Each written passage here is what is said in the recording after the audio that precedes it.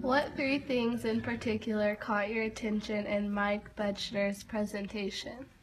Definitely just the amount of violence that he sees every day. I think it's unreal that he is constantly in a war zone all the time. Also, not to mention that he's by himself most of the time. I thought that was very interesting. And then lastly, I think it's really interesting that he has seen more war than a lot of people who are actually enlisted in the army. I remember him talking about just a bunch of different wars that he's seen, and people who are actually fighting in the wars don't even get to see that much of wartime.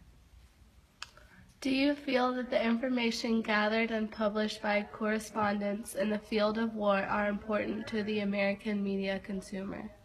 I think that depends on who you ask, because some people, I'm sure they do want to know what's going on overseas and just for the informational aspect of it, but for some people who might be a parent of someone who's over there, I highly doubt would want to see just the horrors that their children are going through every day.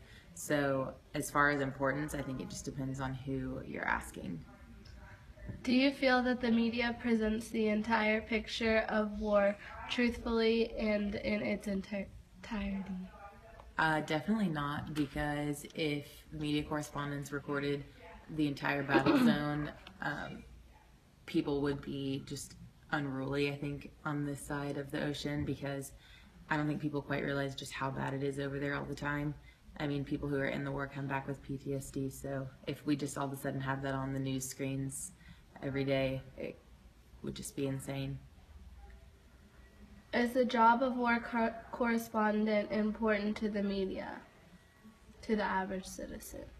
I think that kind of goes back with one of the other questions. It just depends on what you're really wanting the information for. I think for people who need to know what's going on with the government and how the state of war is going, it helps with the informational aspect. But as far as people who just want to see what's going on over there, I don't think they really realize what they're going to see once they actually get the information. So for the average citizen, I don't think that it's something that's super important.